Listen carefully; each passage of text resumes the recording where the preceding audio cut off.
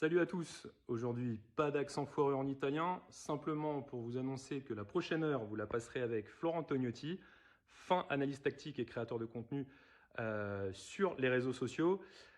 Florent a accepté de participer au Racing Club Podcast pour revenir sur les affaires courantes des matchs contre Troyes et contre Rennes, sur l'analyse des dernières recrues du Mercato lensois et également parler de la structure de jeu du coach Pierre Sage. On vous souhaite une très bonne écoute et à tout de suite.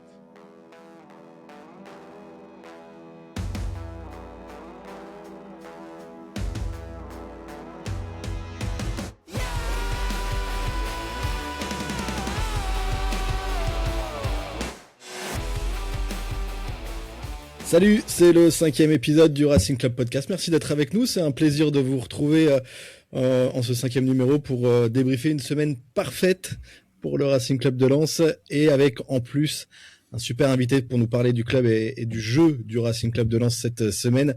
Florent Tognotti est notre invité. Salut Florian. Salut Valentin, salut à tous. T'es analyste du jeu, Florent, c'est ça ? Comme ça qu'on peut te définir ? C'est ça, analyse du jeu, analyse data, bref, je le fais soit pour de l'analyse vidéo individuelle en ce moment pour des joueurs via une agence, soit pour le grand public avec ma chaîne YouTube. Et à côté, je suis fondateur de Football Insights, qui est une plateforme d'aide au scouting, au recrutement et aussi au suivi de la performance. Donc ça peut aussi coller pour des agents aussi, pour du suivi individuel. On va revenir là-dessus dans un instant. Je vais quand même dire bonjour à Antoine qui est là aussi. Salut Antoine. Salut Val, salut Florent. Un grand plaisir de faire cette émission avec vous deux et en avant. Ouais, Florent, vous voyez souvent passer sur Twitter, sur X, et puis également sur YouTube, qui est à l'origine de pas mal de vidéos très tactiques, notamment, et qui explique souvent très bien les phases de jeu, et c'est un régal en général d'observer ces vidéos. Qu'est-ce que voilà, pour débuter un petit peu ce 5e numéro, pardon, qu'est-ce que serait ton actualité, Florent, si on devait mettre quelque chose en avant là tout de suite? C'est la création de la plateforme de Football Insights qui est disponible désormais sur abonnement. Alors on peut pas y accéder directement en ligne, c'est du B2B, faut venir en DM pour avoir les infos, etc. Mais oui, c'est ça qu'on essaye de développer, de faire connaître pour des clubs de national, des clubs de Ligue 2, des clubs de Ligue 1 qui pourraient avoir besoin d'une plateforme comme ça, qui se distingue des autres parce que on fait de la projection, c'est-à-dire que on prend les stats d'un joueur dans un championnat et on va projeter ces données dans un autre au moment d'un transfert, etc. Là, on va pouvoir en parler au fil de l'émission avec les recrues lensoises de cet hiver, mais vous pourrez voir un exemple. Et l'idée, c'est de développer ça, de faire connaître cet outil et de trouver des clients. Et à côté, toujours développer cette chaîne YouTube. Ça fait 1 an maintenant que je publie assez régulièrement dessus. Et ça monte petit à petit, doucement mais sûrement. Donc voilà, on avance aussi de ce côté-là. Et du coup, Football Insight, tu l'as lancé avec des collègues ou t'es tout seul ? Ouais, je l'ai lancé avec Ismaël Afoud, qui est associé, qui est shadow partner, lui, du coup. Donc, il y a que moi qui suis sur la structure. Et lui, en tant que data scientist, a aidé à développer le modèle, etc. Mais après, au quotidien, c'est moi qui m'en occupe. Ouais, c'est vrai que les gens te connaissent certainement, ceux qui nous écoutent, mais ceux qui ne te connaissent pas ceux qui nous écoutent en podcast ou quoi, je les invite vraiment à aller voir tes vidéos, parce que notamment la vidéo que tu avais faite sur le Mercato lensois avec, selon toi, les bonnes idées qu'avait eu Jean-Louis Leca cet été. On en parlera aussi pour les recrues de cet hiver. C'est extrêmement bien décortiqué, très bien vulgarisé, et les projections sont vraiment hyper sympa à suivre, parce que ça permet justement de se lancer dans un petit jeu de planification sportive. Donc les courbes sont hyper précises, donc c'est hyper intéressant. Et on rappellera toutes tes infos, tes comptes Twitter, tes comptes YouTube à la fin de l'émission, pour tous ceux qui veulent te suivre au quotidien. On va parler foot et du Racing Club de Lens, si vous voulez bien. Je crois que tu as pu observer le match ce week-end, Florent, le match face à Rennes. Est-ce que tu as un petit peu pu suivre également la saison du Racing, j'imagine, vu que le Racing joue les les hauts du tableau, tu as pu un petit peu suivre. Est-ce que tu as un avis général comme ça, si je te posais la question sur la saison en cours du Racing? Ah bah, c'est difficile d'émettre un avis autre que positif ou voire très positif. Il y a eu quand même pas mal de changements pendant l'été. Vous avez eu un début d'été agité quand même côté interne, Ouais. avec des départs, des promotions, nouvel entraîneur, etc. Et ce qui est bien, c'est que ça a cliqué très vite, ça a fonctionné très vite. Et tu as aussi un petit peu profité du fait que les locomotives attendues aussi, elles ont été un petit peu au ralenti, en tout cas certaines. Donc tu te retrouves à une place qui est tout à fait normale, je pense, par rapport à ce que tu as produit depuis le début de la saison.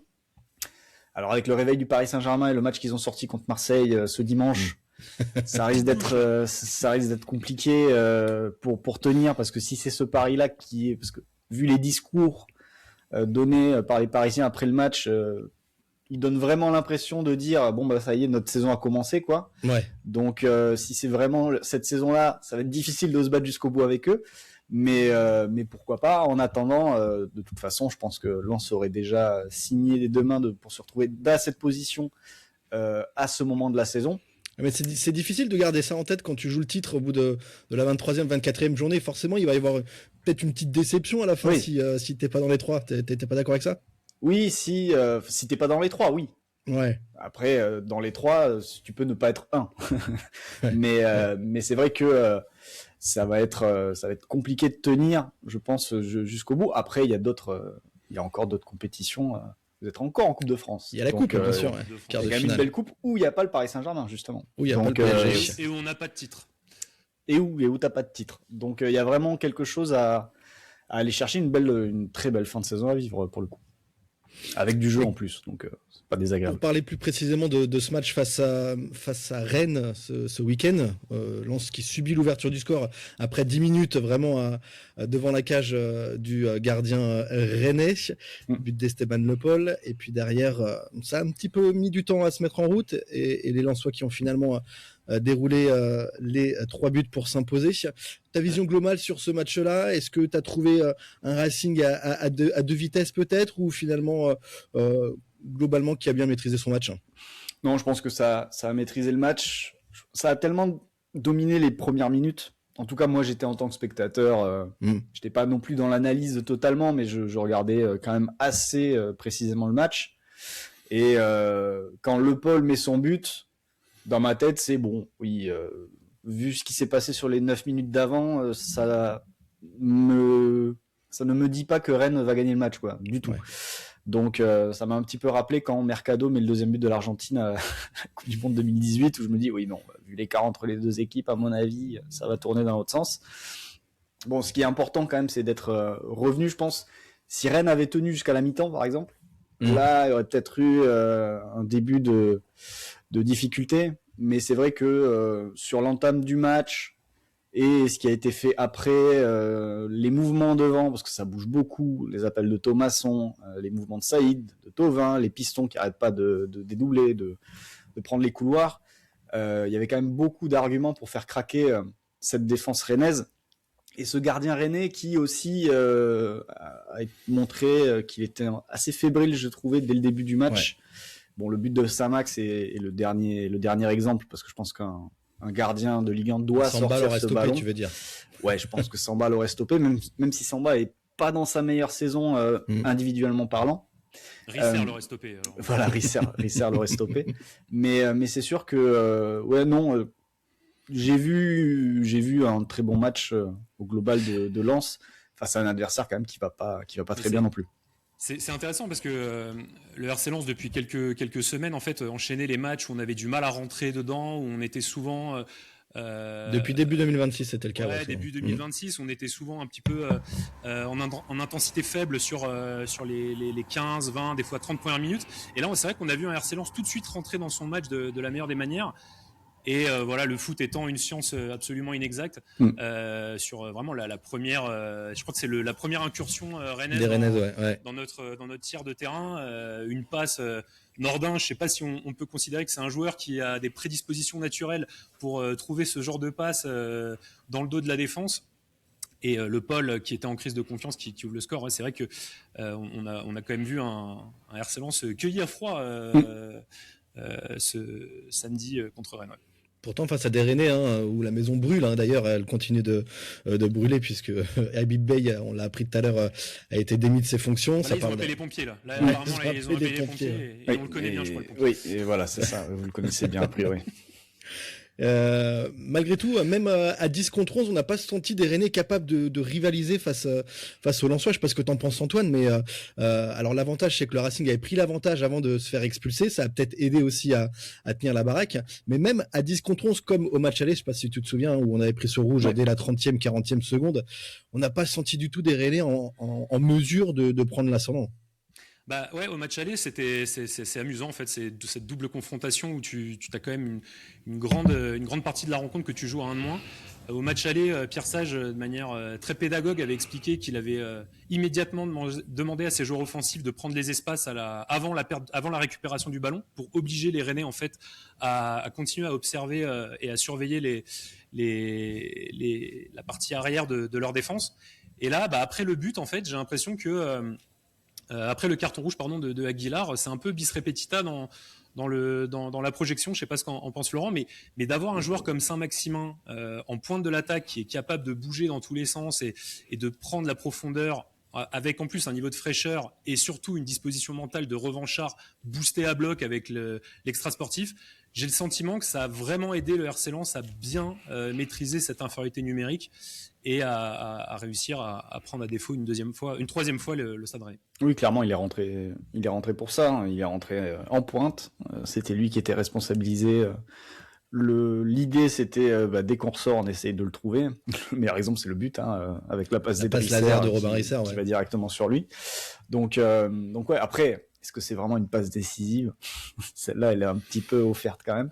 Mais vu ce que Saint-Max doit faire derrière pour transformer ça en but. Mais bon, elle est accordée, a priori, chez Opta en tout cas. Okay. Mais oui, ce qui est c'est vrai que c'est assez marrant et c'est un petit peu triste aussi pour le Stade Rennais, c'est que ils ont passé 120 minutes quasiment, puisque c'était au tout début du match lors de l'aller, 120 minutes en supériorité numérique.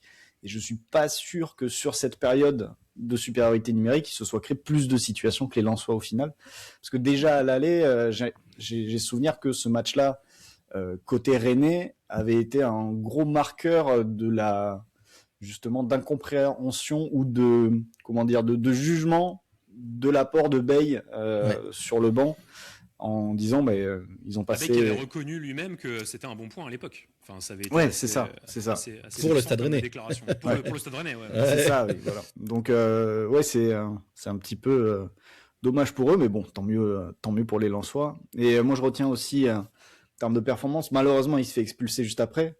Mais c'est vrai que la saison d'Aguilar, alors on parlera du Dol sans doute plus tard aussi. Ouais. Mais là, je trouve que la saison d'Aguilar aussi est assez impressionnante. Mais je pense aussi qu'elle est due à ce qu'il leur est demandé offensivement, de beaucoup se projeter, énormément participer.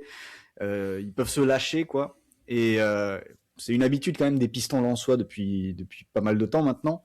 Mais là, cette année, les deux sont particulièrement efficaces. Et les stats, de toute façon, les stats suivent pour les deux. Elles parlent d'elles-mêmes. Moi, j'ai une petite question pour vous deux. Alors, c'est un peu si on considère que le but de Saint-Maximin est un but un peu iconique, parce que c'est vrai qu'il y a quelque chose d'iconique par la passe de Risser qu'on effectivement on peut questionner en tant que passe décisive directe, même si elle est quand même très très bien exécutée. À Lens, on avait eu d'autres buts un peu de ce style-là. Moi, je pense notamment au but de Seko Fofana déjà contre Rennes à la saison 22-23. Je sais pas si toi Val ou toi même Florent, des buts de légende qui t'ont marqué à Bollaert ou même des buts des Girondins de Bordeaux comme ça, un but iconique. Iconique comme ça. Je vais laisser Florent répondre, comme ça je vais réfléchir un peu. Je crois que de Bordeaux, il me semble qu'il y a une année, l'année où Bordeaux va chercher le titre en 99, il y a une victoire qui est importante à Lens. Et je crois que c'est un doublé d'Ivan Perez, qui est un joueur, c'était un joker qui sortait du banc, il a rien fait de spécial après. Et je crois que Bordeaux va gagner 3-2 là-bas, il me semble. Et donc celui-là, il me reste en tête. Et après, il y a aussi un but de Jussier, je sais plus quelle année, Bordeaux balance 1-0 et on va chercher Jussier chez vous juste avant. C'est un de ses premiers matchs et il marque comme ça. Là, c'est les deux premiers qui me viennent en tête, mais j'en aurais peut-être d'autres après. Est-ce que tu te rappelles du but de... Je sais pas si c'est pas celui-là dont tu voulais parler, le but en 99 de Sylvain Wiltord. Ah si, il met une énorme frappe de mule qui tape la barre et qui rebondit, non? C'est ça? Ouais. Je m'en rappelle aussi. Et c'était à Bollaert, celui-là? C'était à Bollaert, ouais. Ok. Mais je me demande si Pérez met pas le doublé dans la continuité de ce but de Wiltord. Peut-être deux Golasso. Non, c'était pas du tout des Golasso, mais c'était vraiment un doublé très important, quoi. Je vais essayer de retrouver le truc exactement. Non, moi, comme ça, là, j'en ai pas qui me viennent, mais je repense notamment au but d'Anto de Robneak au Stade Saint-Symphorien en 98, quand même, qui scelle peut-être le titre du Racing sur cette confrontation face à Joël Muller. Donc, c'est vrai que ce but-là, il me reste en mémoire aussi, notamment. Moi, j'ai pensé à un autre but. Pareil, c'est un but, tu vois, c'est pas des buts qui ont un impact très fort dans la saison, mais le but de Sibierski contre Lyon en 2003. Où il met une frappe en cloche au-dessus de Coupet. C'est la période où Lyon est dans son prime. Et Sibierski aussi qui met un but absolument fou sur la plus de Bollaert. Mais oui, non, mais ça pour revenir sur ce but de Saint-Maximin moi, ça faisait très très longtemps que j'avais pas hurlé dans ma chambre sur un but du Racing Club de Lens. Celui-là, vraiment, ça a été au-delà de la délivrance entre guillemets où tu sais que là tu tues complètement l'adversaire. Le but est quand même pour un retour en Ligue 1 avec le contexte qu'on connaît.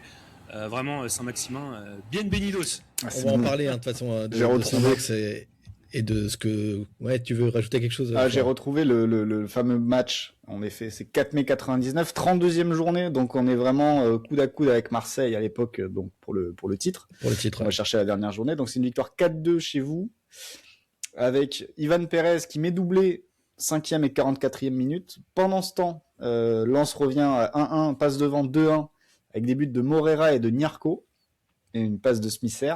Et en fait, le but de Wiltord, c'est à la 82e. Donc j'imagine que c'est ce but-là.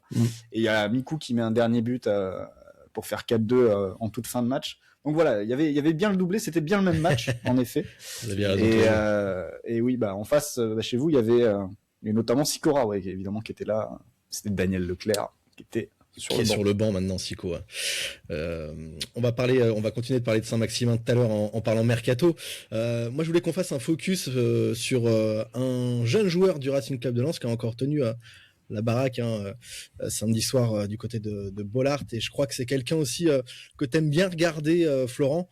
C'est le défenseur central droit Smailo Gagnou, qui a encore fait une belle prestation. C'était son 10e match, peut-être 11e match de la saison du côté des hommes de Pierre Sage.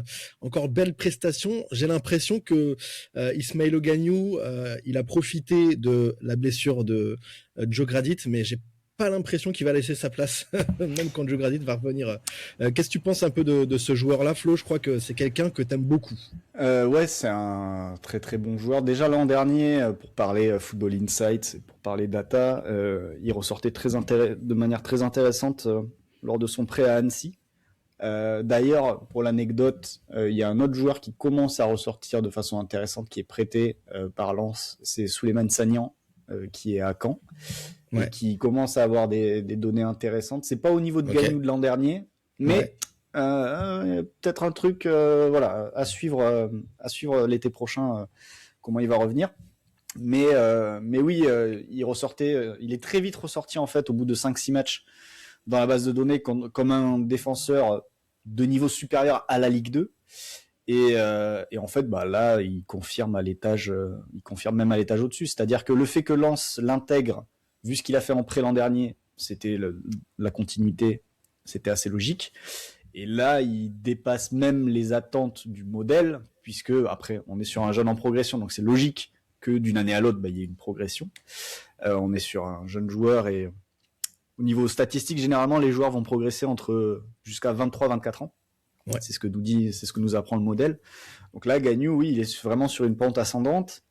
Et pour tout vous dire, je crois qu'aujourd'hui, en termes de score, puisque nous on juge les joueurs avec une notation inter-championnat, etc., je crois que c'est le meilleur défenseur central du championnat selon le modèle, avec ses 8 matchs.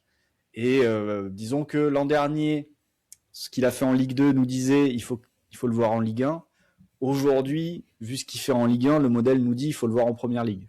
Non, d'abord, on va le voir en Ligue 1 avec la Ligue des Champions. Voilà, en Ligue des Champions. Mais vous voyez ce que je veux dire, quoi. Il franchit les étapes.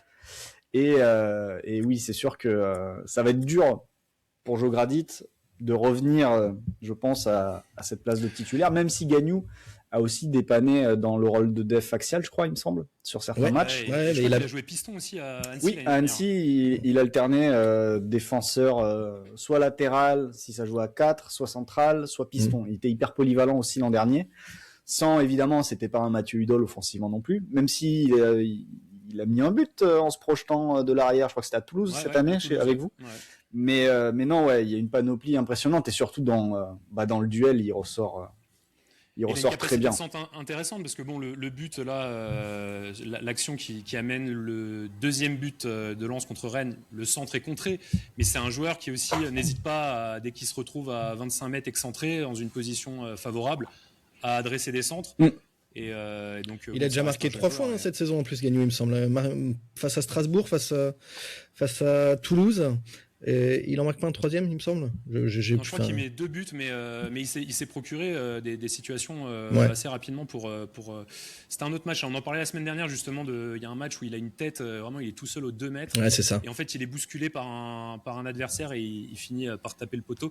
Mais non, Gagnou. Et moi, il y a des choses. Il y a aussi le non-verbal entre guillemets dans le football. Moi, il y a une action qui m'a marqué ce week-end. C'est un moment où il prend un pressing, je crois, de Quentin Merlin. Proche de la ligne de but du RC Lens, donc plutôt en subissant un pressing. Et en fait, il arrive à contenir Merlin à l'épaule, parce qu'il a quand même des qualités physiques assez intéressantes, et avec un petit contrôle, un petit dribble semelle comme ça, à temporiser avant d'envoyer une grosse sacoche le long de la ligne de touche. Moi, c'est des actions où je me dis, ok, le garçon, il est vraiment là. Je sais pas si tu te souviens en Vélodrome également, même si on était mené, je crois, 2-0 au moins, ou même peut-être même 3-0, mais il fait une intervention sur Gouiri à un moment donné. Recul frein, très très très haut niveau. Très haut niveau. Je trouve que. Tu penses aujourd'hui, Florent, que c'est peut-être l'un des plus gros prospects du club aujourd'hui? Oui. À ce poste-là, c'est hyper recherché en plus. Oui, dès cet été, je pense qu'avec la Champions, vous aurez la capacité de le garder au moins un an de plus. Mais ça me paraît, et encore, on sait la situation du foot français, donc je vais pas trop m'avancer là-dessus. Une Rozanov peut-être. Mais oui, typiquement aujourd'hui, si je vois tous les joueurs. Entre lui et Sangaré, c'est deux potentielles très grosses valeurs marchandes pour le club, soit pour cet été, soit pour le suivant. Et ce qui est intéressant, c'est que, en fait, même contre Rennes, on l'a encore vu, une entrée très intéressante de Kylian Antonio. On a l'impression presque, ça on en parlait la semaine dernière, où on parlait justement de ces 2 ovnis en fait, qui étaient arrivés au RC Lens comme ça cette saison. À ce poste-là, avec en plus la malheureuse blessure de Jo Grady, mais qui, je pense, va quand même revenir à un moment. On ne sait pas s'il récupérera 100% de ses capacités. Mais bon, en tout cas, Jo Grady, je pense qu'il faut encore compter sur lui. Mais c'est vrai que l'éclosion simultanée de Gagnou et de Antonio, avec Jo Grady encore dans l'effectif, c'est ce qu'on se disait la semaine dernière. La planification sportive, en fait, tu as gagné 2 ans. Parce que effectivement, est-ce qu'on va réussir à résister à une offre d'un club anglais pour Gagnou de 40 millions cet été? Pourquoi pas 70 Pourquoi pas 70 Jacques a bien été vendu 70. Si on passe par des intermédiaires gourmands, ça peut monter effectivement à 70, mais non, c'est assez fou en fait ce qui se passe actuellement avec Antonio. Je sais pas si tu as aussi un petit peu Antonio dans ton radar, toi, Florent. Non, je l'ai moins vu. Je me rappelle qu'il avait démarré hyper jeune, mais c'était peut-être d'ailleurs un petit peu trop tôt quand il avait commencé. C'était la saison dernière ou la saison dernière sous Will Steele, dernière où il avait 17 à peine. 17 à peine, ouais, c'est ça. Mais ça avait l'air un petit peu tôt. En tout cas, je n'étais pas tombé sur un match où il avait été particulièrement à son avantage. Mais oui, quand tu parles de planification, moi je vais aussi parler au-delà de ça de formation. Forcément, quand tu formes bien, ça coûte moins cher. c'est aussi simple. Il n'y a rien de plus facile, il n'y a rien de plus logique Quand tu sais former et que tu as un centre qui est capable de te fournir des joueurs, bah, tu as deux choses. Tu n'as pas peur d'en lâcher. Et si une offre se présente pour un Gagnou, bah, peut-être que, en effet, tu te diras, bah, ok, on aurait aimé le garder, mais en même temps, on a lui qui arrive et selon notre évaluation, ça devrait se passer aussi bien. Bah forcément, c'est pas désagréable. Et tu as aussi un autre point, c'est que dans les joueurs que tu es allé chercher aujourd'hui, les Thauvin, les Édouard, notamment, je vais rester sur ces deux-là, tu as quand même des joueurs que tu es allé chercher sans doute à prix réduit, mais je pense que tu es aussi allé chercher des leaders qui peuvent rester plus d'un an. Parce que parfois, des joueurs comme ça, ils vont venir dans un club français pour se relancer, ils vont faire une saison, ils vont repartir. Et du coup, l'année d'après, bah, faut retrouver quelqu'un. Et là, tu n'as peut-être pas un joueur près de ton centre, parce que en plus, ce joueur-là, c'était un joueur expérimenté. Et la capacité aussi de Lens, même un Hudol, tu vois, est-ce que une équipe, à moins qu'il aille à la Coupe du Monde et qu'il cartonne tout, mais est-ce qu'une équipe plus forte que Lens, aujourd'hui, va aller sur un Mathieu Hudol aujourd'hui? Malheureusement, pour lui, je pense pas. Je pense que ce train-là est passé. De France, peut-être. Ouais. Mais tu vois que, en fait, ces joueurs-là, ce qui est intéressant, c'est que Lens, tu peux avoir un cycle de 2-3 ans avec ces joueurs. Facile. Et qui resteront quand bah, tes jeunes bankable, comme on a dit tout à l'heure, Gagnou et Sangaré seront peut-être amenés à rester 1 an maximum, 2 ans. T'as quand même ces gars-là qui vont être des piliers et des joueurs sur lesquels tu peux compter, tant qu'ils sont au niveau, évidemment, sur le plan sportif. Mais pour l'instant, j'ai pas l'impression qu'il faut s'inquiéter là-dessus. D'autant plus s'il y a Ligue des Champions l'année prochaine. Je pense que ça t'apporte aussi un boost monumental pour ces joueurs-là aussi, de décider de rester une année de plus au club, que ce soit les jeunes ou même les tauliers, comme tu dis, les Thauvin, même les Saint-Maximin, si jamais on est en Ligue des Champions l'année prochaine, comme on sait qu'il a signé que 6 mois, peut-être que ça va aussi être l'occasion de prolonger au moins une saison supplémentaire. Avant de passer aux questions, parce qu'on a des questions tweetos qui vont arriver, Antoine, dans un instant. Je voulais juste qu'on vienne rapidement sur le match de Troyes, puisque le Racing s'est qualifié quand même en quart de finale de la Coupe de France. C'est une première depuis le match face aux Herbiers. C'était il y a une dizaine d'années, je crois, ce match-là. Un quart de finale, finalement, sur le papier, face à l'époque au leader de Ligue 2. Qui semblait peut-être un petit peu déséquilibré tant le Racing cette saison est en haut en Ligue 1. Ça n'a pas été si simple que ça quand même ce match, Antoine, je sais pas ce que tu en penses. Ouais, on en parlait avec Florent en off juste avant de démarrer. C'est vrai que c'est un match où on a mis un peu de temps à rentrer. C'était un peu dans la continuité de nos prestations de 2026 où voilà, il a fallu encore un électrochoc, une prise de conscience. Après, c'est vrai qu'il y a aussi eu une rotation assez forte faite par Pierre Sage, qui était assez surprenante, puisque des échos qui nous parviennent du club, la Coupe de France est quand même prioritaire, fortement prioritaire. Clairement, si on doit comparer aujourd'hui les probabilités de chance du RC Lens de remporter un titre, soyons pragmatiques. Je pense que d'autant que le Paris Saint-Germain hier soir a remis une cathédrale au milieu du centre-ville. Je pense que là, clairement, je pense que voilà, il y a plutôt à espérer un titre au niveau de la Coupe de France, mais ça n'a pas empêché Pierre Sage dans une volonté, je pense, d'offrir du temps de jeu à des joueurs qui sont méritants à l'entraînement, de bien faire aérer le groupe, etc. De mettre beaucoup de jeunes de joueurs et de jeunes joueurs qui n'ont pas forcément beaucoup de temps de jeu en tant que titulaire. Et puis récompenser un Sotoka également aussi. Sotoka également qui a bien rendu l'appareil avec un superbe match, un but de passe D. Et donc ouais, on en parlait avec Florent justement, un joueur qui le connaît bien. Qui selon lui, de par sa sortie, a pas mal impacté l'équipe troyenne. Je sais pas si tu veux en dire un mot, Florent. Oui, moi j'ai suivi le match à la base pour Ifnaoui, parce qu'en plus j'étais intéressé à l'idée de le voir, lui qui fait une bonne saison avec Troyes, et Troyes qui fait une bonne saison en Ligue 2 de toute façon. Et qui s'est blessé rapidement. Ouais, et qui malheureusement s'est blessé à la 8e, et il va en avoir pour quelques temps en plus, a priori une belle lésion. Donc du coup j'ai un peu lâché le match, mais c'est vrai que Ifnaoui sur ce match, il allait se faire tester forcément par Hudol, parce que c'est quelqu'un qui fait les efforts défensifs, qui revient aider, etc. Et là il allait avoir du taf. Et bon, on a vu que son remplaçant malheureusement n'a pas fait ce taf là sur les différents buts lensois.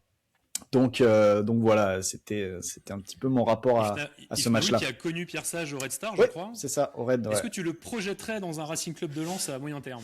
Bah là dans le 3-4-3, si vous voulez imaginer, il serait à la place de Thauvin aujourd'hui dans le système, mais non, j'ai du mal à l'imaginer se projeter à Lens tout de suite. Mais ça va déjà être intéressant. Je croise les doigts pour qu'il monte avec 3 et qu'il découvre la Ligue 1 comme ça. Malheureusement, ils sont sur une mauvaise dynamique. Là, ils ont perdu 3 matchs d'affilée en Ligue 2 et ça s'est rapproché alors qu'ils avaient un petit matelas sur les autres. Donc il va falloir qu'ils réussissent à se relancer, mais sans lui. Du coup, mais bon, ils ont aussi d'autres bons joueurs, notamment De Tourbet qui fait énormément parler de lui en Ligue 2. Il était infernal sur ce match-là, De Tourbet. Ouais. C'est pour vous donner en nouveau une data Football Insights. Quand vous prenez les meilleurs ailiers, je crois entre 15 et 19 ans de notre base de données, De Tourbet, il est juste derrière les 4 ou 5 qui valent 50-60 millions d'euros aujourd'hui. Donc il est derrière Yamal, il est derrière Estevao, il est derrière Diomandé. J'en oublie un et je crois que De Tourbet c'est le 5e. Donc voilà, il est dans cette compagnie-là. Donc c'est aussi pour ça que il y avait des rumeurs qui disaient que le City Group, en tout cas Man City, s'intéressait à lui puisqu'il est déjà dans le City Group. Il est déjà dans le groupe, ouais. Donc c'est pour ça qu'il n'est pas dans un grand club, mais il appartient déjà à un grand groupe. Donc il est un petit peu verrouillé malgré tout. Bon, pour clôturer le débrief, avant de parler mercato dans un instant et de parler du style lensois. Petit point Coupe de France, tirage, je sais pas ce que t'en penses, Val, du tirage. C'est ce que j'allais dire justement. Est-ce que le tirage nous permet toujours de nous projeter sur un titre en Coupe de France? S'il y avait un tirage peut-être à ne pas prendre, c'est Lyon à l'extérieur, parce que Lyon, c'est vrai qu'en ce moment est sur une série assez incroyable également. Et en même temps, je me dis que toute série est bonne à finir. Donc, est-ce que ce serait pas l'occasion de terminer cette série du côté du Groupama Stadium? Quoi qu'il arrive, à un moment donné, on les aurait joués en Coupe de France. Je pense qu'il faut être capable de remonter, de surmonter n'importe quelle adversité, et que ce soit eux, que ce soit l'Olympique de Marseille ou un autre club. De toute façon, il faudra passer par là pour remporter un trophée. Donc finalement, je pense que tu peux difficilement ambitionner gagner un trophée sans passer un moment par des gros matchs. La seule petite amertume dans ce tirage, c'est qu'on joue encore à l'extérieur. Ouais, c'est vrai que voilà, recevoir l'Olympique Lyonnais, c'est pas se déplacer au Groupama. Et d'ailleurs, je sais pas ce que t'en penses toi, Florent, parce que c'est vrai qu'on parle beaucoup de l'Olympique Lyonnais comme équipe boulet de canon un petit peu à l'instar du RC Lens.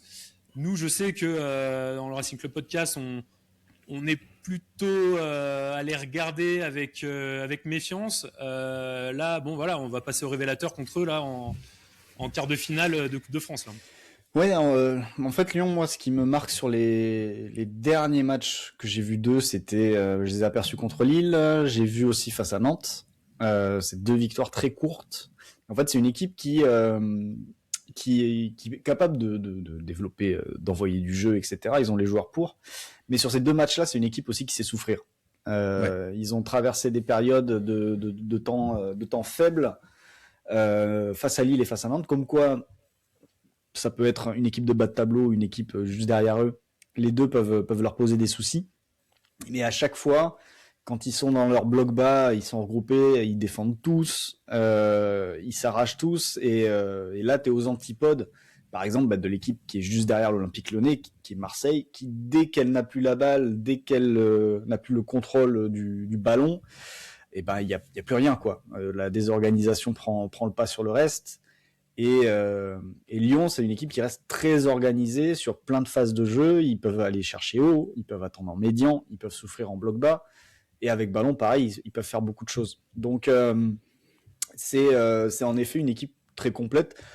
De toute façon, quand tu connais le travail de Fonseca, et on sait le travail qu'il a fait à Lille avant et qu'il a fait dans ses autres clubs, c'est pas très surprenant. C'est une équipe qui a son image, qui maîtrise un petit peu toutes les phases, qui à ce niveau-là est peut-être aujourd'hui un peu plus complète que Lens, justement, collectivement, parce que j'ai moins vu de moments où, quand vous n'avez pas la balle, que vous subissez bas, c'est peut-être moins carré, voilà, mais c'est peut-être j'ai peut-être raté les matchs où vous avez souffert, où ça s'est bien passé, Mais c'est vrai que Lyon. Il y en a un qu'on a vraiment en mémoire. C'est le match aller contre Marseille à Bollaert. Ouais. Où, oui, c'est vrai. On se fait transpercer rapidement par l'ajustement de Zerbi avec Greenwood derrière le double pivot que Sage arrive à contenir par un bloc un peu plus médian que les Marseillais avaient appelé bus et qui fait qu'on a. Mais c'est vrai que cette saison, je sais pas, comme toi, Flo et Val, j'ai pas souvenir de match où on ait vraiment eu de longues phases de... On a à subir défensivement. Non, moi j'en vois pas non plus. Et c'est la force de notre saison justement aussi. Mais du coup, c'est en effet, c'est une force aussi. Hein, si t'as pas besoin de souffrir, tant mieux. Mais c'est vrai que Lyon arrive à traverser ces phases-là sans justement le payer au tableau d'affichage. Et c'est pas le lot de toutes les équipes aujourd'hui en Ligue 1. Et ça, je trouve que c'est une force quand même importante quand tu veux aller chercher le podium ici, mais même quand tu vas aller potentiellement dans les derniers tours de Coupe d'Europe. Je pense que c'est une équipe qui peut aussi aller loin en Ligue Europa si physiquement tout le monde tient, parce que c'est vrai que l'effectif, on leur souhaite beaucoup. Et voilà, tout le monde va leur souhaiter ici, bien entendu, ouais, c'est sûr. Bon, on verra bien, c'est au mois de mars, cette confrontation au Groupama Stadium, début mars, il me semble, juste après un déplacement à Strasbourg. On ira à la Méno le vendredi précédent cette rencontre. Voilà, on va passer aux questions. On en a fini, je crois, Antoine, sur le débrief des matchs de la semaine. On va passer aux questions Twittos avant de parler mercato et style de jeu. Je crois que tu as quelques questions à poser. Ouais, alors déjà il y a plusieurs tweetos qui nous ont envoyé des questions. Alors voilà, pas besoin de trop élaborer. C'est un peu des questions comme ça qui amènent des réponses courtes. Mais la première qui nous a été posée par Morera Lens, un très bon pseudo, c'est saison de folie, mais intrinsèquement, selon toi, Florent, quel RC Lens est le plus fort, celui de 22-23 ou de 25-26 ? Alors, celui de 22-23, je pense que celui de 25-26 est plus doté devant. Et je vais faire une réponse équilibrée, celui de 22-23 est meilleur derrière. Non, mais c'est vrai que... Parce que du coup, 22-23, t'avais... On a Loïs Openda devant quand même qui met une vingtaine de buts. Oui, t'avais Openda. Oui, c'est qu'au milieu. Ok, c'est pas 21-22. Non, c'est la saison où on finit deuxième de fin du PSG également, ouais. C'était déjà vice-roi du Paris Saint-Germain. Mais c'est vrai qu'Openda, moi j'avais beaucoup aimé sa saison et globalement j'avais beaucoup aimé le joueur. Ça, c'est une question je me pose souvent et je commence à... Je sais pas quel profil je préfère entre Hudson-Edouard et Openda. Parce que Openda était un dragster qui avait aussi une capacité à jouer dos au but, mais qui était plutôt caractérisé pour sa prise de profondeur. Ouais. Edouard est plutôt un joueur... Plus complet. Mais Edouard, il me fait une impression, Hudson, vraiment, il a une qualité technique, une première touche, une intelligence dans le placement. Il permet à Saïd et à Thauvin et des fois aux deux du double pivot de bien rentrer dans les phases offensives. Vraiment, Hudson-Edouard, je vous avoue que je crois que j'ai pas kiffé sur un numéro 9 comme ça depuis très très longtemps au Racing Club de Lens. Et je crois que je le préfère même à Loïs Openda dans sa façon de jouer. En fait la différence entre les deux, enfin une des différences au moment de juger les deux joueurs, c'est que Edouard, ça va être je vais dire 7 sur 10 partout, peut-être 8 sur 10 partout. C'est-à-dire il n'a pas une qualité très forte où il se distingue. Openda, prise de profondeur, vitesse, c'était 10 sur 10. Il était très très fort là-dessus. Donc après, tout dépend de ce qu'on préfère. Il y a au moment de faire du recrutement, soit tu vas privilégier en effet un joueur qui répond par sa qualité très forte à un besoin, soit tu vas prendre un joueur qui va essayer de couvrir un petit peu, qui va savoir un petit peu tout faire. Alors je dis pas que Edouard sait tout faire non plus. Il y a dans l'association, etc., dans des remises du jeu rapide, peut-être un petit peu de temps parfois. Il y a peut-être des touches en trop ou un manque de précision, mais c'est vrai qu'après dans la surface, etc., ça envoie. Et il met un super but d'ailleurs face à Rennes, où c'est vraiment un but où il montre toute sa capacité à maintenir le défenseur à distance, à protéger son ballon pour finir correctement. Mais oui, c'est un petit peu Openda, le côté spécialiste d'un domaine en particulier, qui fait qu'il ressort, qui marque peut-être plus les esprits qu'un Edouard qui va te faire la même panoplie à chaque match, mais peut-être avec moins de highlights, à part évidemment les buts qu'il marque. Moi, pour répondre juste à la question avant de passer à la suivante, je trouve que la saison 22-23, il y avait plus ce côté rouleau compresseur, peut-être plus ce côté on envoie du jeu à fond, quoi. C'était vraiment, on avait l'impression de pouvoir rouler sur tout le monde. Peut-être qu'on a un petit peu moins cette saison, même si on reste énormément solide et que encore une fois, on a des joueurs peut-être de meilleure qualité sur le terrain cette saison. Il n'y a pas encore peut-être cet effet rouleau compresseur comme on pouvait l'avoir surtout sur la deuxième partie de saison l'équipe de Francaise en 22-23. Ouais, moi je me rappelle, on avait parlé de ça il y a quelques semaines. Le joueur fagnon de ton projet en 2022-23, c'était Seko Fofana, qu'on a adoré, qui était un joueur tout en percussion et tout en verticalité. Et là, ton joueur fagnon, c'est Thauvin. Et c'est peut-être aussi un peu des symboles de ce qu'est ton projet de jeu global. Peut-être qu'à un Thauvin, tu as plus d'associations possibles avec un Edouard qu'avec un Openda. Après, je pense qu'un Openda se serait régalé aussi dans ce RC Lens. Ouais. Après, est-ce que c'est bon pour moi votre joueur phare, mais après c'est parce que je l'aime beaucoup depuis longtemps. Pour moi, votre joueur phare, c'est Thomasson, joueur symbole de cette équipe cette année, parce que symbole d'une certaine intensité et d'une certaine capacité à courir, tout simplement. Parce que vous courez énormément. Je pense que il y a quelques semaines, je pense que vous étiez une des équipes qui faisait le plus de courses à haute intensité. Et justement, dans ces données-là, Thomasson, il est toujours très, très, très, très haut. Et ça fait très longtemps qu'il est très haut.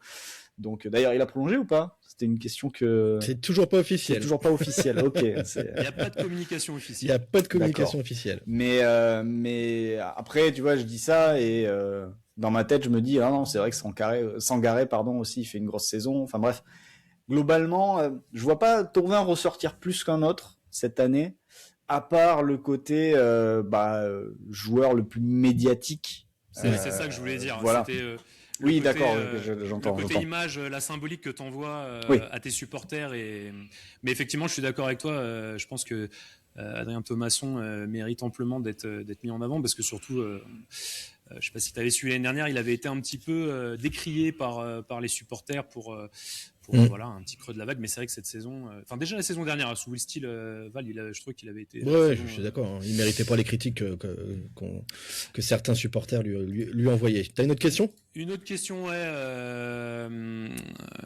c'est Vicouto qui nous a dit, on en a un peu parlé déjà, mais est-ce qu'il faut plus regarder devant ou derrière nous au classement ? Je pense qu'on est tous d'accord pour dire un peu les deux, mon général. Plutôt derrière que devant encore. Ouais, plutôt derrière, mais nous empêchons pas de continuer à rêver tant que le PSG n'est qu'à 2 points. Hein, oui, c'est ça.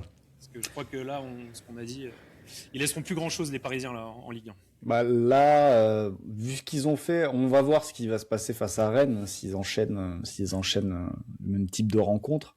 Mais du coup, le fait que ça joue Rennes, il n'y a pas votre calendrier qui va suivre le Paris Saint-Germain à partir de maintenant? Parce que des fois, ce sont des choses qui arrivent en termes de calendrier. On joue au mois d'avril, ce que je sais, le PSG à Bollaert, mais après ça, je l'ai pas en tête. C'était voir. Mais non, puisque je crois qu'ils joueront pas le Paris FC après Rennes. Parce que vous voyez ce que je veux dire, des fois les calendriers... Mais non, là, c'est pas le cas, puisqu'ils jouent Metz après en championnat. Mais oui, après, intéressez-vous à l'équipe qui est le plus proche de vous. Voilà. Pour l'instant, c'est encore Paris. Donc le PSG. Pour l'instant, c'est encore Paris. Et peut-être que... on croise les doigts pour que ce soit que Paris jusqu'à la fin de la saison. Ça voudra dire que derrière, ça revient pas. Mais oui, quand t'es à +7 pour l'instant, regarde devant. Mais ça va être intéressant à suivre. L'avantage, c'est que vu le week-end prochain, faut faire week-end par week-end, de toute façon, match après match, comme on dit. Paris FC d'un côté, Rennes de l'autre.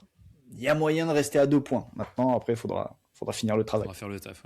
Ouais, et une petite dernière, juste rapide, elle est un peu culture de l'instant, mais on aime ça aussi de temps en temps. Alain Saint-Maximin doit-il être le titulaire en puissance au dépend de Wesley Saïd? Alors moi, je me suis déjà prononcé la semaine dernière, j'avais dit non. Respectons les statuts, et je pense que Wesley Saïd semble avoir accueilli Saint-Maximin. Voilà, il y a quand même des démonstrations de joie à son égard, notamment sur le but. Moi je pense que voilà, il y a Saint-Maximin, je sais pas ce que tu en penses, Flo, mais je pense qu'il nous apportera forcément. Mais moi, en fait, sur Saint-Maximin, j'attends de savoir si dans un match où il faudra aller chercher un score ou renverser un résultat, dans un match que vous dominez, l'adversaire est en bloc bas, il faut pousser pour revenir. Bon, ça veut dire que vous êtes mené, on le souhaite pas. Mais voilà, ce genre de scénario, est-ce que ça, je le ferai entrer piston Est-ce que ça, je le ferai entrer piston gauche avec un Udol qui se retrouvait central, parce que tu te retrouverais dans une situation, si t'es défenseur, va gérer ça. Le problème de Alan Saint-Maximin en piston, c'est qu'il a pas trop tendance à reculer quand même et à revenir défendre. Donc, oui, mais c'est pour ça que je parle de conditions de match où l'adversaire est vraiment bloc bas, toi tu dois pousser, j'imagine ça sur 15-20 minutes, tu vois, à la fin du match, parce qu'il faut aller chercher le score. Même si t'es mené au score et que tu dois renverser. Voilà, j'ai du mal. Je pense que si t'as Gagnou qui est capable de faire des énormes couvertures, Baïdou de la même façon. Oui, c'est ça. De la même façon. Dans un moment où t'es obligé de pousser, c'est la sortie du banc qui peut te faire jouer comme ça. Mais sinon, oui, ça va être intéressant de le voir rentrer petit à petit dans la rotation, j'imagine. Parce qu'en plus, un joueur comme Saïd, je crois qu'il peut pas non plus enchaîner énormément les matchs à cause de soucis qu'il avait eu chroniques au genou, etc. Qui lui ont empêché de faire une carrière encore meilleure que celle qu'il fait, parce qu'il fait une belle carrière déjà, mais c'était quelqu'un hyper attendu, et en jeune, j'ai des gens qui le connaissaient à Rennes à l'époque et qui l'avaient découvert et qui disaient que c'était complètement hallucinant ce qu'il faisait. Il a gardé ce côté ultra bon à la finition, Saïd, très très fort dans ce domaine-là. Mais oui, ça va être intéressant, parce que moi, Saint-Max, c'est un joueur que j'ai toujours apprécié, même si il avait parfois une image un petit peu spéciale, mais ça a l'air d'être un joueur un peu à part quand même. D'ailleurs, la sortie qu'il fait après le match, tu sens le mec hyper cadré dans sa tête et qui sait ce qu'il veut dire, et il n'a pas à réfléchir beaucoup pour tenir des propos cohérents, ce qui est parfois pas gagné avec tout le monde. Et donc moi je suis assez curieux de voir ce que ça va donner dans la rotation petit à petit, et peut-être sur ce genre de coup, quand il va falloir pousser, avoir Saint-Max plus trois autres solutions offensives, quoi. On fait une petite question bonus avant de passer au mercato. Antoine, j'ai une question de Rémi Bastoche qui voulait parler de Mathieu Hudol et surfer sur la vague de Mathieu Hudol en équipe de France, et qui a même poussé sa question encore plus loin en disant à aujourd'hui, est-ce que c'est pas plus Mathieu Hudol qui aurait sa chance en équipe de France qu'un Florian Thauvin? Est-ce que tu te sens capable de répondre à la question, Florent? Ah oui, complètement. De toute façon, Hudol, c'est simple. Cette saison, nous, sur notre base de données, c'est le meilleur latéral gauche du championnat, je pense. Je suis en train de vérifier là en direct. T'as Nuno Mendes il a pas encore assez de matchs. Ah, voilà. Mais sinon, oui, Nuno Mendes, je pense, serait devant. Mais vu que Paris fait énormément de rotation depuis le début de la saison, c'est vrai. Nuno, il apparaît pas forcément avec beaucoup de matchs. Alors, je suis en train de récupérer France, voilà, nationalité en direct. Mais voilà, je comparais juste la nationalité. Et au niveau des latéraux gauche, c'est ça. C'est celui qui ressort le mieux. Et devant le deuxième, c'est ça, c'est Adrien Truffert. Les autres qui sont pas loin, c'est des binationaux. Il y a Ait Nouri de City sur sa saison dernière, sur sa saison précédente. Mais sur la saison 25-26, c'est Hudol et Truffert les deux meilleurs latéraux gauche, selon le modèle évidemment. Pas forcément la vérité, mais ce sont les deux qui ressortent le mieux. Donc ça veut dire que pour toi c'est crédible un Hudol en équipe de France? Aujourd'hui, oui. Surtout quand tu vois ce qui s'est passé ce week-end pour un autre candidat au poste de latéral gauche, c'est Lucas Digne qui s'est fait tourner par Ryan, et encore même pas tourné, il est juste pas défendu sur l'action. Donc ce poste-là, c'est quand même un poste qui pose pas mal de questions, parce que les Hernandez sont plus forcément les Hernandez qu'ils étaient il y a quelques mois et quelques saisons en arrière. Donc je pense qu'il y a pas mal de cartes qui sont redistribuées. Moi, je serais pas surpris qui est un ou deux nouveaux convoqués et que Hudol en fasse peut-être partie au mois de mars. Maintenant, est-ce que ça veut dire qu'il fera la liste finale? C'est pas non plus gagné, mais aujourd'hui, quand tu prends le poste là, c'est un petit peu ravagé, et quand tu prends surtout les formes des joueurs que Deschamps a appelés jusque-là à ce poste, bah, tu te dis qu'il y a la place, vraiment.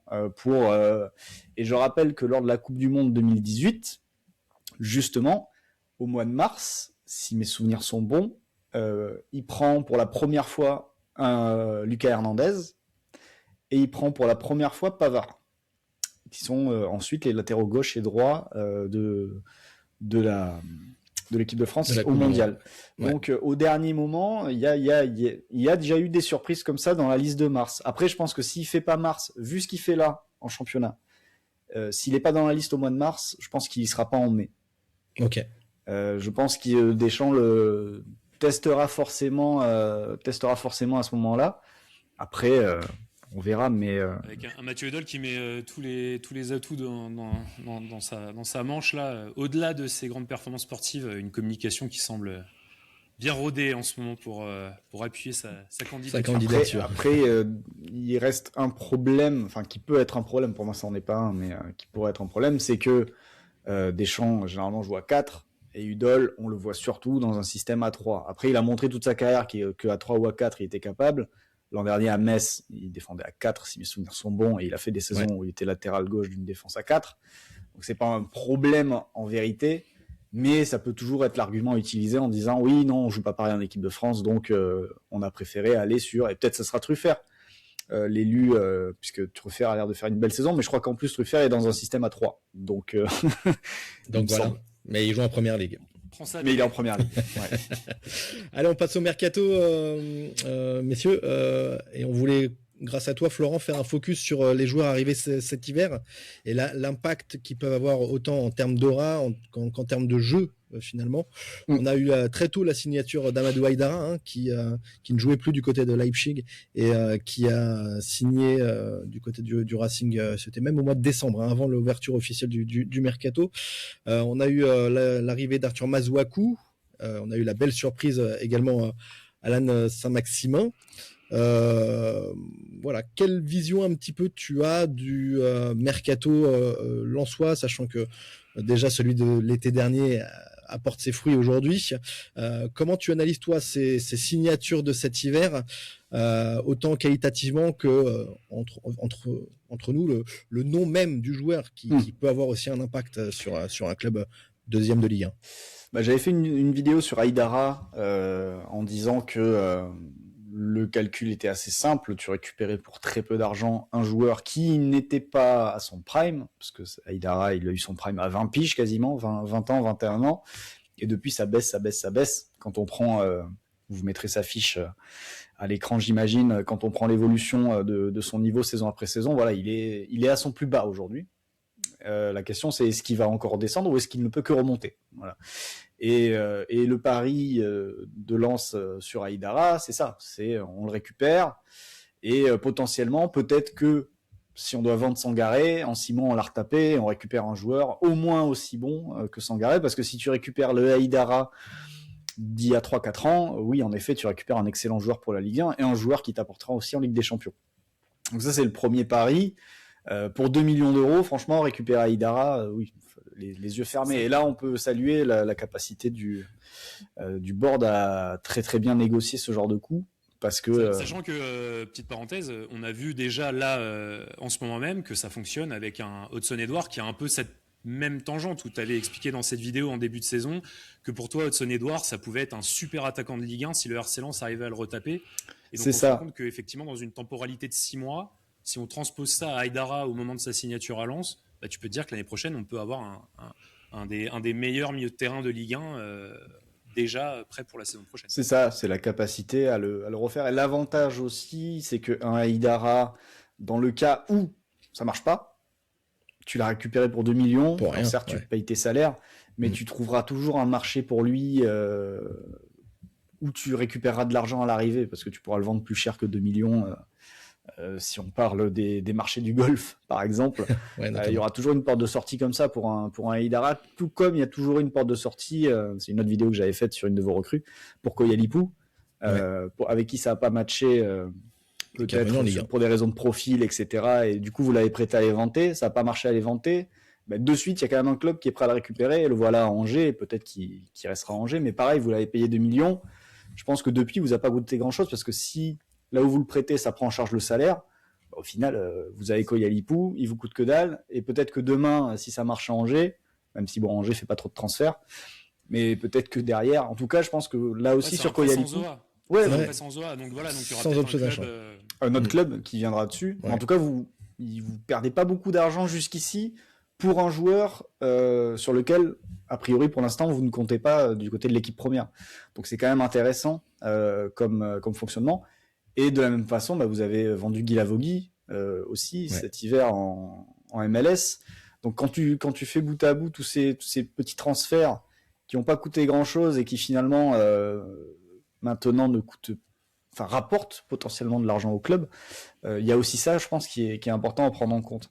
Et sur Aïdara, et pour extrapoler sur Masuaku et sur Saint-Max, en fait, c'est la même trend pour les trois. C'est-à-dire que Masuaku aussi, il est sur la pente descendante, mais bon, il approche, il a les 30 ans passés. Donc il est prêté sans option d'achat, je crois. Ouais, c'est vraiment pour faire le nombre, je pense, après la vente de Machado du côté de Nantes. Donc, fallait trouver quelque chose.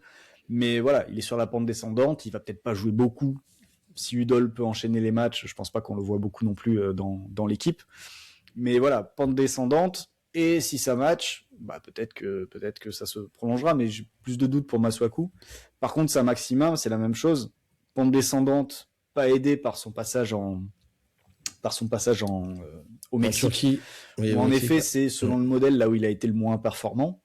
Mais pareil, voilà. Aujourd'hui, il est évalué comme un titulaire moyen en Championship dans le modèle. Vous le verrez à l'image. Mais si tu le retapes, tu récupères un joueur de première ligue et même un joueur top 200 monde sur ses meilleures saisons en première ligue. Donc c'est la même chose que pour Aïdara en fait, Saint-Max. C'est si le pari marche, magnifique, tu récupères un super joueur. Si le pari marche pas, ça t'aura pas coûté grand chose à part les salaires sur 6 mois puisque vous le récupérez libre, je pense. C'est ça. Donc à chaque fois en fait il y a aussi ce côté tu peux gagner gros en ayant risqué finalement assez peu. Voilà. Ouais, c'est des coups tactiques en fait. On en parlait il y a 2-3 semaines en réponse justement à ces on avait appelé des boosters de Nwaneri à Marseille et de Hendrick à Lyon. En fait, Saint-Maximin, c'est un peu dans la même logique où tu te dis pour une très courte période de temps. À voir, parce que nous, il arrive libre, donc tu as, à mon avis, t'as clairement plus de chances de le garder que Lyon et Marseille, Hendrick et Nwaneri. Mais sûr, en gros, l'idée, c'est d'avoir un mec qui arrive et qui amène un truc différent à ton collectif sur ce sprint final qui va s'enclencher. Et c'est vrai que ça peut... Masuaku, je pense qu'il a aussi cette capacité, je sais pas ce que vous en pensez, c'est au-delà d'être un possible remplaçant de Udol. On a vu notamment à Marseille qu'il y avait eu beaucoup de changements de positionnement de joueurs dans la défense suite à l'absence de Beidou. Il a aussi cette capacité peut-être à jouer en centrale gauche et du coup pousser Malangsar dans l'axe avec Gagnou du coup en central droit. Donc je pense qu'il remplit un peu un double rôle, j'ai l'impression, Masuaku. Oui, c'est possible. Après, j'ai surtout vu dans une def à 4 assez classique. J'ai rarement vu soit piston, soit central gauche dans une def à 3. Mais bon, c'est un joueur expérimenté qui a connu la première ligue. Il a dû faire la CAN, non, avec la RDC. Il devait être à la CAN, j'imagine. Il était à la CAN, tout à fait. Ouais. Donc, ça reste aussi un très bon joueur de vestiaire, je pense, qui va t'amener aussi de l'expérience. T'as quand même une défense qui est assez jeune au global, avec la blessure de Gardit. Donc peut-être qu'un Masuaku aussi, juste sur ce plan-là, en plus t'as un gardien qui est jeune aussi derrière. Peut-être que juste sur ce plan-là, il apporte aussi un peu d'âge. Il y a aussi quelque chose, c'est d'ailleurs un truc qui me vient en tête, qui je trouve est bien géré aussi côté Lensois. C'est dans les recrues, c'est pas aller chercher que des jeunes, c'est aller chercher différentes catégories d'âge. Et même, ça a plus récupéré des joueurs cadres qui sont capables d'être des leaders, des mecs déjà affirmés, les Thauvin, les Edouard, qui ont déjà une carrière derrière eux, ou un début de carrière derrière eux. Et au-delà d'autres clubs qui vont surtout aller chercher des gamins entre 20 et 23 et bâtir leur effectif autour de ça. Il y a beaucoup d'équipes. C'est plus homogène, tu es en train de dire là du côté du Racing. Il y a une certaine homogénéité qui se crée, quoi. Il y a... C'est moins trading, quoi. C'est moins trading en effet, et surtout tu t'es pas trompé dans ces cadres-là. Pour l'instant, en tout cas, ils sont tous performants et ils répondent tous présents, quoi. Tu veux rajouter un truc sur le mercato, Antoine ? Non, moi je pense que sur le mercato, on mettra donc les fiches stats projection de Football Insight là en gros plan sur l'émission. Pour ceux qui sont en podcast, n'hésitez pas à aller voir sur YouTube pour pouvoir en profiter. Yes. On va parler du style de jeu du Racing pour conclure ce podcast et on remercie déjà Florent et on le fera encore d'être avec nous dans ce Racing Club podcast. Pour conclure, on voulait un petit peu profiter de ta capacité à analyser les phases de jeu, les styles de jeu de chaque équipe et notamment le fait que tu aies pu regarder ce match samedi face au Stade Rennais. Voilà, si tu devais peut-être pas précisément, parce que j'imagine que tu n'as pas eu l'occasion de voir tous les matchs du Racing cette saison, mais voilà, s'il y avait peut-être un courant qui te venait comme ça, qu'est-ce que ce serait, comment tu définirais le style de jeu du Racing sous Pierre Sage cette saison ? C'est de l'intensité, pas mal, beaucoup de courses, beaucoup d'agressivité défensive. Pour moi, c'est symbolisé par le comportement des deux centraux excentrés, qui vont beaucoup sortir de la ligne, qui vont beaucoup chercher à jaillir, à passer devant l'attaquant. Et d'ailleurs, c'est ce qui se passe parce que là, j'ai le match qui tourne en fond. Et c'est ce que j'ai vu sur le deuxième but lensois, puisque c'est Gagnou qui jaillit et qui passe devant. Je sais plus quel est le Rennais par contre. Mais c'est lui qui est à l'origine de l'action en fait.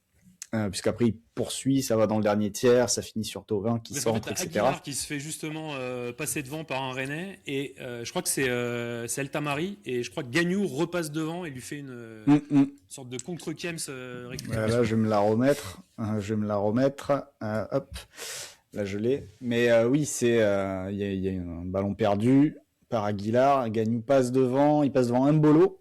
Et puis il continue sa course, il envoie un centre justement qui est dévié, ça finit sur Thauvin qui est côté gauche, et Thauvin met le centre sur la tête d'Aguilar au deuxième. C'est un peu un but similaire à celui de Sotoka d'ailleurs, hein. Ça m'a fait penser à celui de Sotoka sur le centre de Mathieu Hudol face à 3 cette semaine. Mais voilà, ça je pense que c'est un marqueur quand même assez fort du style lensois, qui fait que, en plus du côté du pressing qui avait été évoqué un peu plus tôt, mais voilà, ça doit être assumé par des défenseurs qui sortent de la ligne, qui vont agresser et qui ne sortent pas par hasard, voilà, et qui se ratent pas dans ces sorties.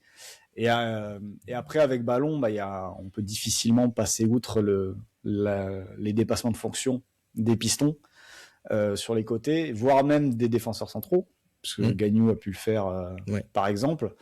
Et au milieu, une équipe qui est marquée quand même par le double pivot Thomasson-Sangaré, qui est sans doute, qui est une paire hyper complémentaire, mais justement parce que on a deux joueurs qui peuvent tenir les deux rôles, c'est-à-dire qui peuvent se projeter et qui peuvent rester aussi en place. Et après, Lens a toujours été, si on remonte à l'équipe de Francaise, toujours été une équipe avec un double pivot fort. Doucouré Fofana au départ. Là, l'équilibre est moins clair entre les deux, c'est-à-dire Doucouré Fofana, on savait qui montait, on savait qui restait. Ouais. Là, Thomasson joue généralement plus haut, mais Sangaré a cette capacité à se projeter et Thomasson a l'intelligence, quand Sangaré y va, j'y vais pas et ainsi de suite. Donc il y a aussi cette doublette qui, je pense, fonctionne très très bien dans le cœur du jeu et puis qui court quoi. Ça court. On avait vu quand même qu'ils avaient pu être mis en difficulté. Je repense à ce match face à Marseille notamment, où justement l'option tactique de Zerbi pour le coup avait bien fonctionné et les deux avaient pris le bouillon pendant un quart d'heure et avaient amené les deux buts marseillais. Ouais. Ça peut être aussi peut-être si les équipes en face sont capables d'exploiter ça, une faiblesse du Racing. Après, sur ce match contre Marseille, il y avait plusieurs problèmes qui étaient causés. Et le tout premier, c'était que l'axe était très mal fermé. Parce qu'en fait, tu as Thomasson-Sangaré. Généralement, ils se retrouvent en infériorité numérique face à beaucoup d'adversaires. Ils sont à 2, les adversaires ils sont à 3, parfois ils sont à 4. Donc, c'est ça qui pose problème. Pour pas subir cette infériorité numérique, il y a plusieurs possibilités. La première possibilité, c'est d'empêcher que la balle arrive jusque dans leur zone, où l'adversaire crée une supériorité numérique. Et ça, contre Marseille, malheureusement, le premier rideau avait été catastrophique à ce niveau-là. Parce que notamment, Thauvin, il se faisait aspirer par Medina qui s'excentrait. Du coup, il y avait une ligne de passe qui était toujours ouverte vers l'intérieur pour trouver Højbjerg qui était toujours tout seul. Ça, j'en avais parlé dans l'après-match. Et du coup, une fois que tu as ça, il faut réussir à compenser cette infériorité numérique. Et là, tu vas faire sortir des joueurs de la ligne défensive. Et c'est vrai que sur ce match-là, Marseille, là où ils ont été très bons, c'est que dès qu'il y avait un joueur lensois qui voulait sortir de la ligne défensive, il y avait toujours un Marseillais qui proposait dans le dos. Notamment les ailiers. Et c'est ça qui a rendu le problème insoluble en fait. Mais le souci de départ, c'était cette première ligne qui n'arrivait pas à bien fermer l'axe. Et d'ailleurs, si on fait le parallèle avec Marseille, dans leur manière de défendre, ils font du 1 contre 1 partout sur le terrain.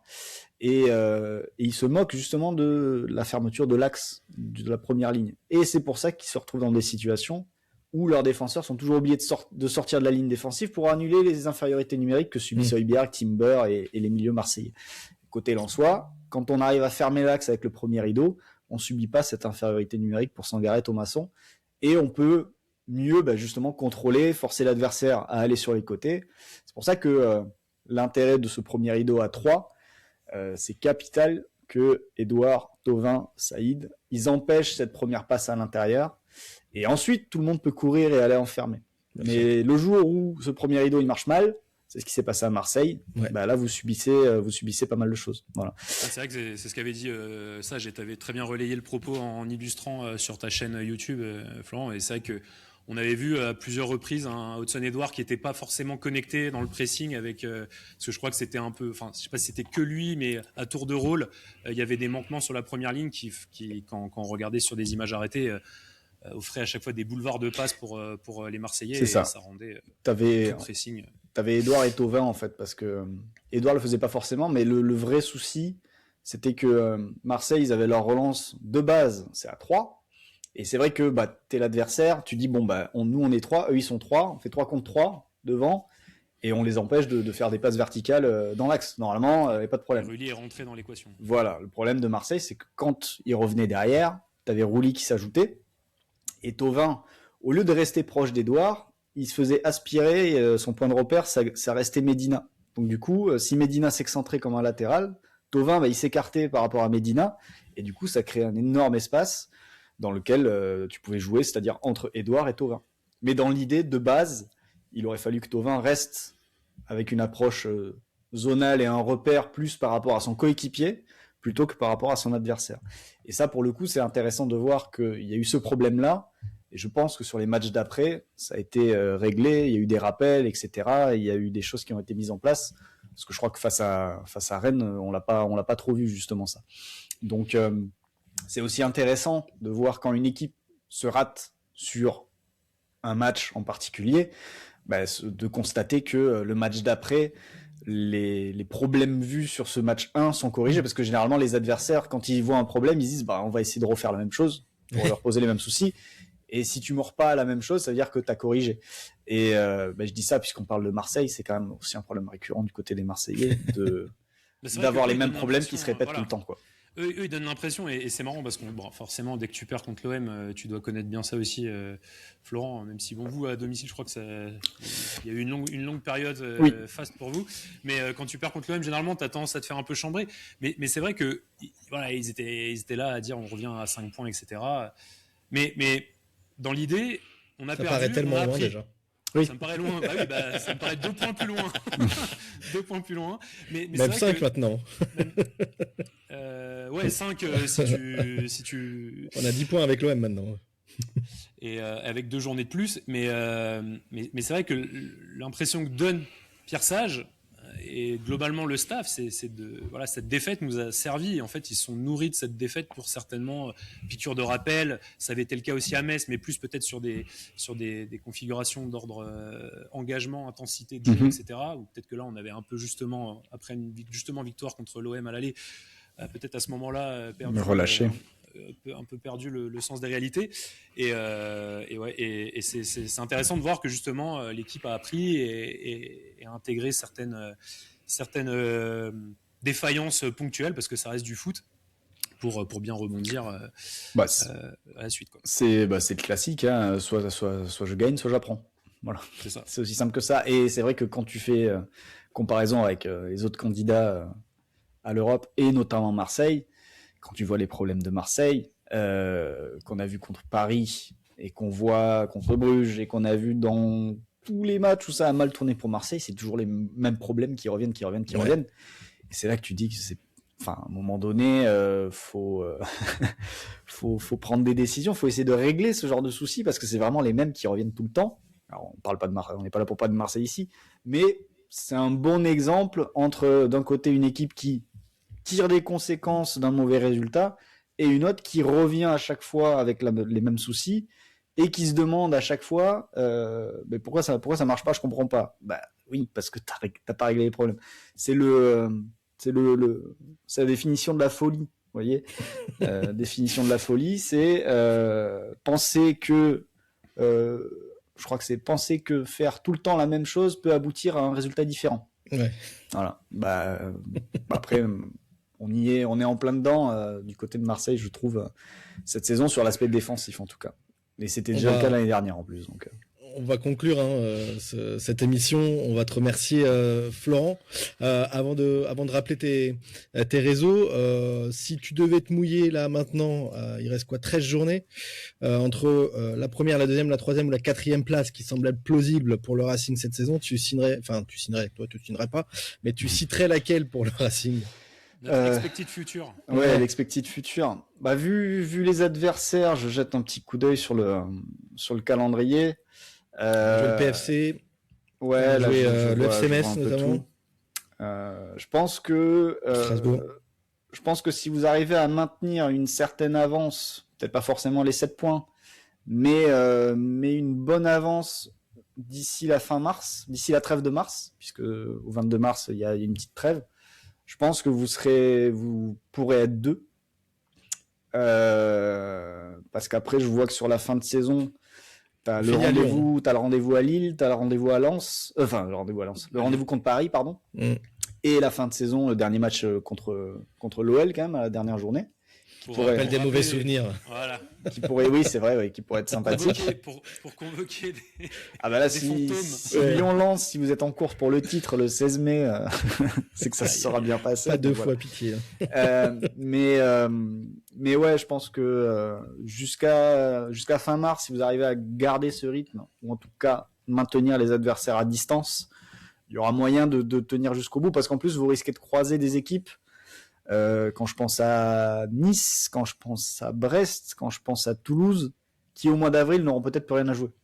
Et ça aussi, ça va prendre en compte dans un final. J'ai pas cité Nantes, parce que Nantes, ils auront peut-être quelque chose à jouer lors de l'avant-dernière journée. C'est vraiment pas impossible.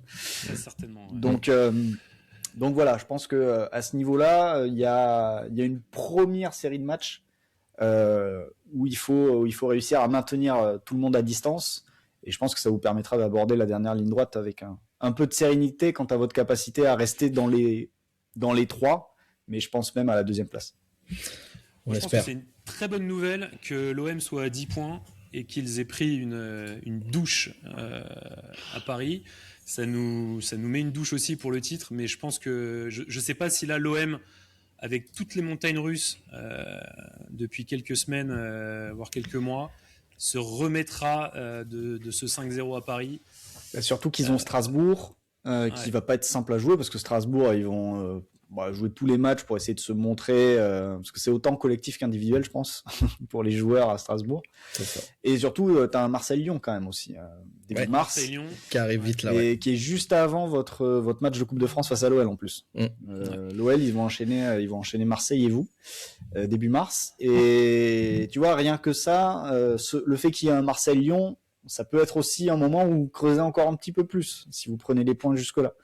Donc, dans l'évolution du calendrier, il est quand même plutôt pas mal pour vous, je pense, jusqu'à la trêve. Lyon est sur l'Europa League, aussi. a un effectif quand même moins riche que l'OM, donc comparativement, c'est la chance, matchs, moins de joueurs, et à surveiller la suspension d'Henrik, combien de temps elle peut... Oui, c'est vrai. Parce que c'est vrai que si il se dit qu'il pourrait prendre 3 matchs de suspension, S'il prend 3 matchs, c'est un gros coup dur quand même pour eux de se priver de Exactement. ce joueur qui leur fait des diffs. Sachant que malheureusement 3 matchs ça vous amène pas jusqu'au match de Coupe de France. Non, ça ramène pas la Coupe de France, mais ça pourrait permettre qu'ils perdent des points d'ici là. En tout cas. Bah ouais, vu qu'ils ont Strasbourg et Marseille, ils ont 2 déplacements qui seront pas simples, c'est sûr. Exactement. Merci beaucoup Florent, on va conclure ce 5e épisode.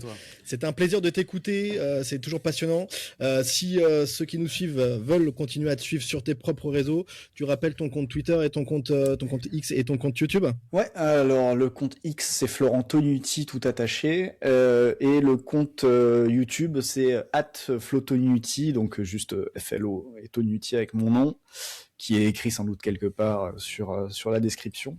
Et sinon, vous pouvez aussi me trouver sur Insta, sur Facebook, sur TikTok et sur, il m'en manque un, non, LinkedIn on s'en fout. Non, je crois qu'on a tout. Mais moi, voilà, plus sur LinkedIn que sur TikTok. Vous pouvez me trouver partout pour retrouver soit de la data, soit de l'analyse entre guillemets de palette de match. Voilà. Merci pour l'invitation. Merci Flo, c'était un plaisir. Merci Antoine également, et puis merci à tous ceux qui nous ont suivis, qui nous suivent en podcast, que ce soit sur Spotify, sur toutes les plateformes, sur YouTube.